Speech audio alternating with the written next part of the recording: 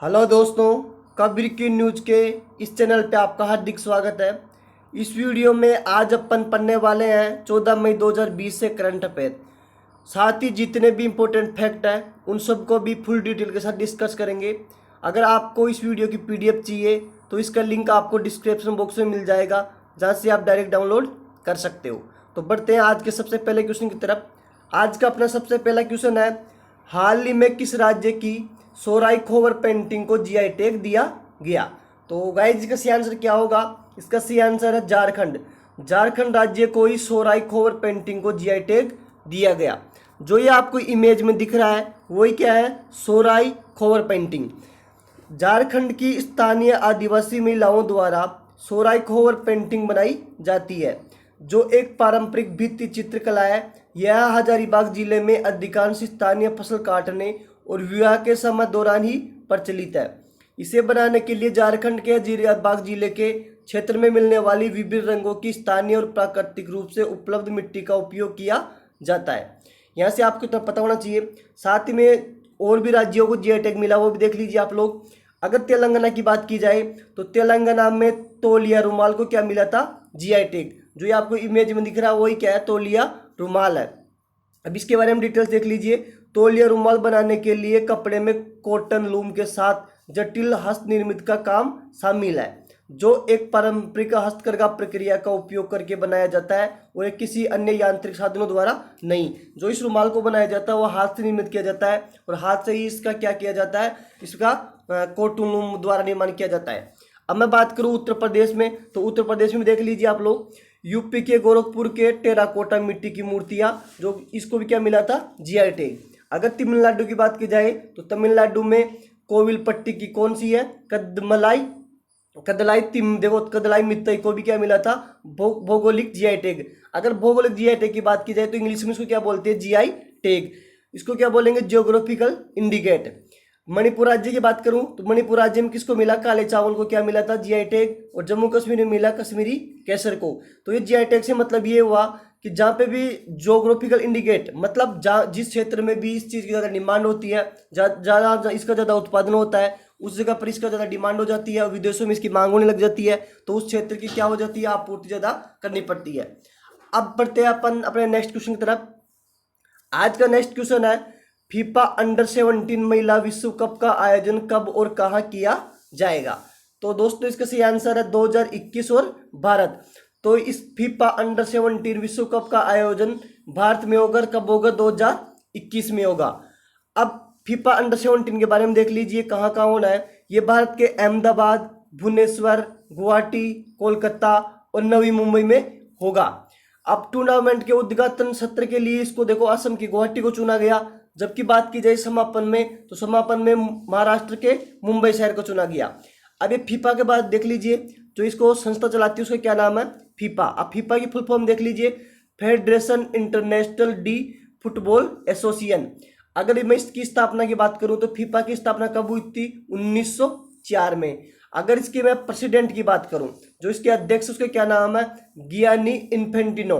और इसके हेडक्वार्टर की बात की जाए तो हेडक्वार्टर कहाँ पे? भी देख लीजिए, ज्यूरिक स्विट्जरलैंड में। तो स्विट्जरलैंड का एक शहर है ज्यूरिक, वहां पे इसका क्या है? मुख्यालय है। अब देख लीजिए आप लोग, फीफा वर्ल्ड कप 2022 कहाँ पे होगा? इसका भी आपको पता होना चाहिए। ये कहाँ पे होगा? दोहा के कतर में। दोहा के कहाँ पे होगा? कतर में होगा। जबकि फीफा वर्ल्ड कप 2026 कहाँ पे होगा? ये होगा कनाडा, मेक्सिको और यूनाइटेड स्टेट में होगा।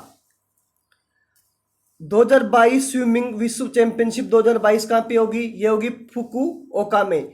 अब देखते हैं 2021 समर ओलंपिक कहाँ पे होगा? टोक्यो में। जबकि 2022 वर्ल्ड गेम 2022 कहाँ पे होंगे? अमेरिका के बर्मिंघम में। अब आप सोच रहे होंगे यहाँ पे ये डेज क्यों लग रहा है? इसका मतलब ये हुआ कि ये सब 2020 में होने थे, लेकिन कोविड-19 की वजह से इनको अब स्थगित कर दिया गया। अब ये कहाँ पे होंगे? 2022 में। ये भी 2020 में होना था, अब कहाँ पे होगा? 2021 में। उसी टाइप से 2021 में होना था कौन? वर्ल्ड गेम 2022 में होगा। पहले वर्ल्ड गेम कहाँ पे होना था? 2021 में, लेकिन कोविड-19 की वजह से अब कब होंगे? 2022 में। और कहाँ पे होंगे? अमेरिका के बर्मिंघम में। अब बात की जाए 2020 में और कौन सा होना था? बैडमिंटन वर्ल्ड चैंपियनशिप 2021 में होगा। अब कहाँ पे होगा? स्पेन में। अब बात की जाए 2021 में पुरुषों की विश्व मुक्केबाजी चैंपियनशिप कहाँ पे होगी? सर्बिया में। पहले ये कहाँ पे होनी थी? भारत में, लेकिन टाइम पे फंड नहीं चुकाने के कारण अभी इसको किसको सौंप दिया गया है? सर्बिया को। 2022 कॉमनवेल्थ गेम कहाँ पे होंगे? ये भी कहाँ पे होंगे? बर्मिंघम में, यूनाइटेड किंगडम के। देखो यहाँ पे थोड़ा मिस्टेक हो चुका था, कहाँ पे है? यूनाइटेड किंगडम के बर्मिंघम में। 2022 विंटर ओलंपिक देख लीजिए, 2022 विंटर ओलंपिक कहाँ पे होंगे? बीजिंग के, चाइना में होंगे, चाइना की बीजिंग में होने वाला है। साथ ही 2022 एशियन गेम्स कहाँ पे होंगे? ये चाइना के होंगजाओ में होगा। जबकि बात की जाए 2022 फीफा वर्ल्ड कप, ये कहाँ पे होगा? दोहा के कतर में। तो इस क्वेश्चन से आपको इतनी नॉलेज मिलती है। साथ में कुछ और इंपोर्टेंट फैक्ट देख लीजिए। अगर बात की जाए 2023 क्रिकेट वर्ल्ड कप कहाँ पे होगा, तो ये कहाँ पे होगा? वर्ल्ड कप 2023 का इंडिया में ही होने वाला है। साथ में आपको ये भी पता होना चाहिए 2023 men's pitch hockey world cup कहाँ पे होगा? ये भी इंडिया में होगा, और इंडिया के कौन से शहर में? उड़ीसा में। 2023 रूबी वर्ल्ड कप कहाँ पे होगा? फ्रांस में। 2023 बास्केटबॉल वर्ल्ड कप कहाँ पे होगा? फिलीपींस, जापान और इंडोनेशिया में। तो इस क्वेश्चन से आपको इतनी नॉलेज पता होना चाहिए। साथ में नेक्स्ट क्वेश्चन देखिए आप लोग, हाल ही में किस देश ने FIDE-Chess.com ऑनलाइन नेशंस कप को जीता है? तो गाइस का सही आंसर क्या होगा? चीन। चीन ने ही FIDE-Chess cup online Nations cup को जीता है। अब ये एक शतरंज ट्रॉफी है, तो अब ये भी देख लीजिए कि जो पहले स्थान पर कौन रहा? पहले स्थान पे रहा चीन, दूसरे पे कौन रहा? अमेरिका, तीसरे पे रहा यूरोप, चौथे पे रहा रूस। जबकि पांचवें स्थान की बात की जाए तो पांचवें स्थान पे कौन रहा है? भारत। अपना जो भारत है वो कौन सी स्थान पर रहा है? इसमें पांचवें स्थान पर। अब ये FIDE है, तो FIDE की फुल फॉर्म देख लीजिए आप लोग। FIDE की फुल फॉर्म है इंटरनेशनल चेस फेडरेशन, और इसका हेडक्वार्टर कहाँ पे है? इसका हेडक्वार्टर है स्विट्जरलैंड के लुसाने में। अब इसकी प्रेसिडेंट की बात करूं मैं, तो इसका प्रेसिडेंट है अर्काडी डवारकोविच, और इसकी स्थापना कब हुई थी? 1924 में।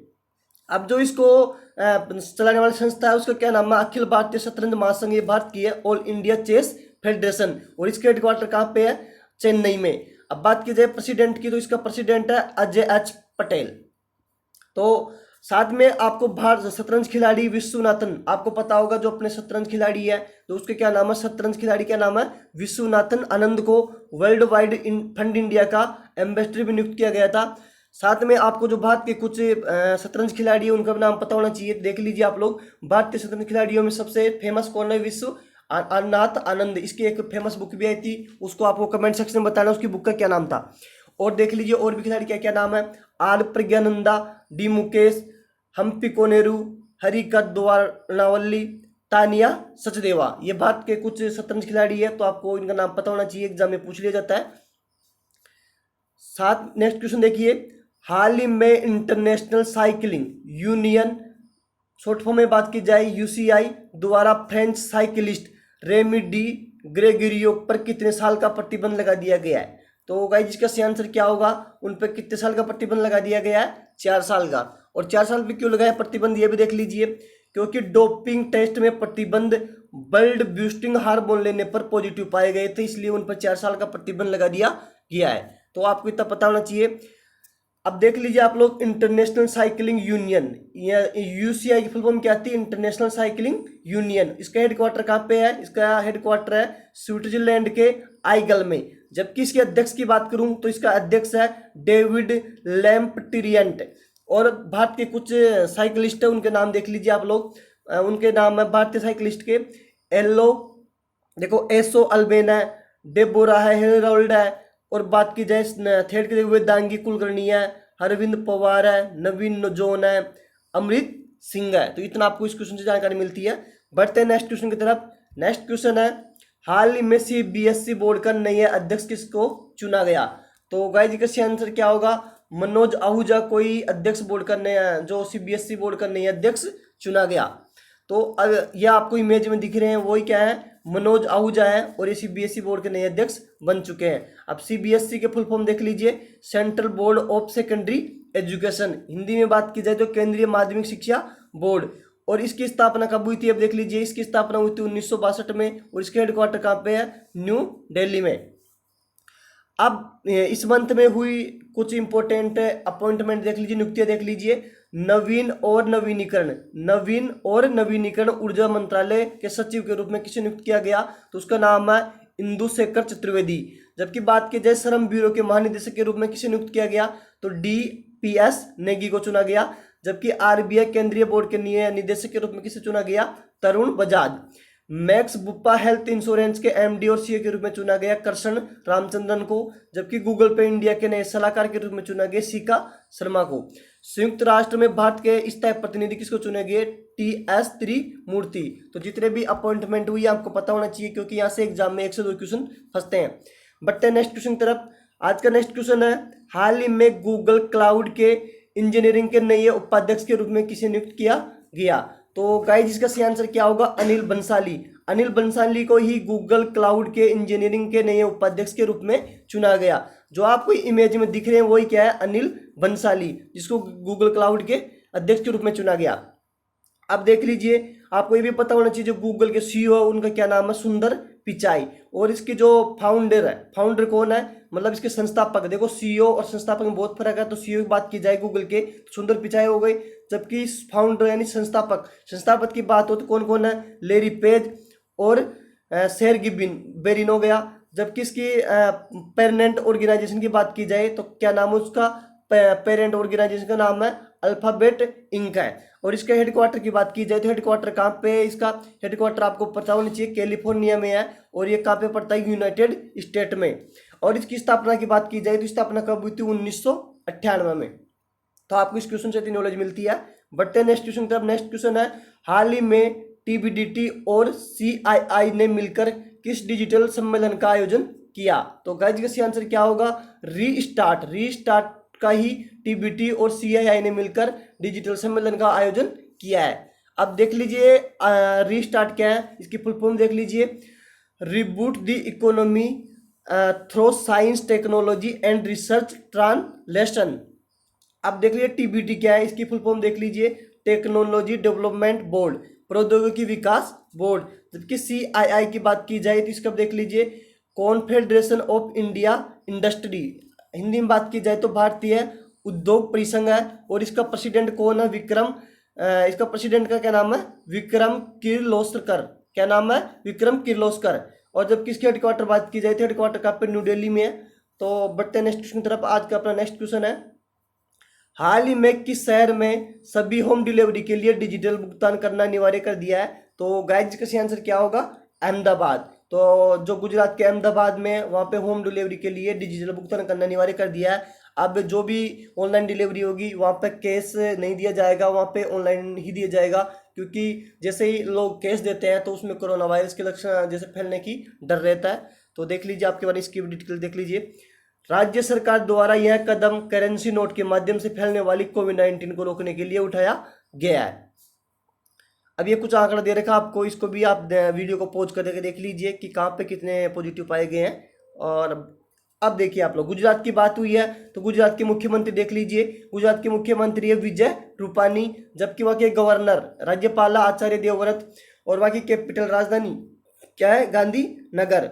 अगर कुछ वहाँ पे एक इम्पोर्टेंट बांध है, उसका भी नाम देख लीजिए, क्या नाम है? सरदार सरोवर बांध, जो भी कहाँ पे है? नर्मदा नदी पर है। और आपको भी पता होगा हाल ही में वहाँ पे मोटेरा स्टेडियम का उद्घाटन किया गया था, जो भी कहाँ पे है? गुजरात के अहमदाबाद शहर में है। और वहाँ पे कहाँ पे? उसको दूसरा क्या नाम है? सरदार पटेल स्टेडियम। ये दुनिया का सबसे बड़ा स्टेडियम हो चुका है। इसके उद्घाटन में कौन आए थे? अमेरिका के प्रेसिडेंट डोनाल्ड ट्रंप। अब बात की जाए स्टैच्यू ऑफ यूनिटी, यह भी कहाँ पे? गुजरात के नर्मदा जिले में है। ये दुनिया की सबसे बड़ी प्रतिमा है। और भारत का पहला रेलवे विश्वविद्यालय भी कहाँ पे है? गुजरात के वडोदरा में है। और भारत का पहला समुद्री संग्रहालय भी कहाँ पे खोला गया है? ये भी गुजरात के लोथल में खोला गया है। और भारत का पहला डायनासोर म्यूजियम व पार्क कहाँ पे है? ये भी गुजरात के माहीसागर जिले के बालासोर कस्बे में रियाली गांव में है। तो आपको इतनी जानकारी मिलती है। साथ में ही वहाँ पे गुजरात में कुछ इंपॉर्टेंट नेशनल पार्क वो भी देख लीजिए। तो वहाँ पे गिर फॉरेस्ट नेशनल पार्क हो गया, ब्लैक बक नेशनल पार्क हो गया, और कौन सा हो गया? मरी नेशनल पार्क हो गया, और वनसदा नेशनल पार्क हो गया। तो ये सब आपको पता होना चाहिए गुजरात के बारे में। तो यहाँ से 1 से 2 क्वेश्चन पूछते हैं, तो आपको इतनी डिटेल पता होनी चाहिए। नेक्स्ट क्वेश्चन देख लीजिए, हाल ही में भारत के पूर्व नेशनल टेबल टेनिस चैंपियनशिप खिलाड़ी का निधन हो गया, तो उनका क्या नाम था? तो गाइस इसको नाम था मनप्रीत सिंह वालिया। तो मनप्रीत सिंह वालिया का हाल ही में निधन हो गया है, जो कि क्या थे? भारत के पूर्व नेशनल टेबल टेनिस चैंपियनशिप खिलाड़ी थे। देखो जो आपको ये इमेज में दिख रहे हैं वही क्या थे? मनप्रीत सिंह वालिया जी थे। अब देख लीजिए सप्पीर अंसारी कौन थे? टीवी अभिनेता थे जिनका भी हाल ही में निधन हो गया। जो आपको ये इमेज में दिख रहे हैं वो क्या है, शफीक अंसारी। अब ये जो आपको इमेज में दिख रहे हैं वो क्या है, जेरी स्टेलर है, जो अमेरिका के हास्य कलाकार थे, इनका भी निधन हो चुका है। तो इस मंथ में जितने निधन हुए इंपॉर्टेंट, ये आपको मैंने बता दिया, तो आपको पता होना चाहिए। और आज का नेक्स्ट और लास्ट क्वेश्चन है, हाल ही में किस भारतीय को वर्ष 2020 के ड्यूस फ्रीडम ऑफ स्पीच अवार्ड के लिए चुना गया? तो गाइस इसको सही आंसर क्या होगा, सिद्धार्थ वरदराजन होगा, जिसको हाल ही में 2020 के लिए ड्यूस फ्रीडम ऑफ स्पीच अवार्ड के लिए चुना गया। जो आपको इमेज में दिख रहे हैं यही क्या है, सिद्धार्थ वरदराजन है। अब इसके बारे में कुछ डिटेल देख लीजिए। दुनिया भर में 14 देशों में 17 पत्रकारों को, पत्रकार जो भी 17 पत्रकार है उनको मीडिया में मानव अधिकारों और अभिव्यक्ति की स्वतंत्रता के लिए उत्कृष्ट प्रतिबद्धता दिखाने के लिए Deutsche Welle freedom of speech award 2020 के लिए चुना गया। अब भारत के 3 पत्रकार शामिल, इसमें कौन कौन से अब देख लीजिए, दार यासीन हो गए, मुख्तार खान हो गए, चन्नी आनंद हो गया, को फीचर फोटोग्राफी के क्षेत्र में 2020 के लिए पुलित्जर पुरस्कार से सम्मानित किया गया है। तो इस क्वेश्चन से आपको इतनी नॉलेज मिलती है। साथ ही कुछ इंपोर्टेंट फैक्ट भी देख लीजिए। हर साल विश्व प्रेस स्वतंत्रता दिवस कब मनाया जाता है, 4 मई को मनाया जाता है, वर्ल्ड प्रेस फ्रीडम डे। और विश्व प्रेस स्वतंत्रता दिवस 2020 का थीम क्या था, ये भी आपको पता होना चाहिए। तो उसका थीम थी पत्रकारिता बिना किसी लालच और भय के, कि पत्रकारिता करना जिसमें कोई नहीं लालच हो नहीं कोई भय हो। विश्व प्रेस स्वतंत्रता सूचकांक 2020 में भारत कौन से स्थान पर रहा है, 142वें स्थान पर रहा है। और पहले स्थान पे कौन रहा है, तो आपको भी पता होना चाहिए, तो कौन रहा है, नॉर्वे रहा है। और इस सूचकांक में 180वें स्थान पर, मतलब सबसे लास्ट पोजीशन पे कौन रहा है, उत्तरी कोरिया। तो गाइज उम्मीद करता हूँ आपको वीडियो पसंद आई होगी। अगर आपको हमारी वीडियो पसंद आई तो इसको लाइक करें, साथ ही अपने दोस्तों को शेयर भी करें ताकि उनको भी फायदा मिल सके। तो अब आपको इस चैनल पर कंटिन्यू करंट अफेयर मिलती जाएगी, तो आप इस चैनल को सब्सक्राइब कर लीजिए। साथ ही गाइज हमने एक टेलीग्राम चैनल बनाया जिसका नाम है डिस्कस स्कोर्स है, तो आप उसको टेलीग्राम पे सर्च कर लीजिए और चैनल से जुड़ जाइए। थैंक यू, फिर मिलते हैं किसी नेक्स्ट वीडियो में।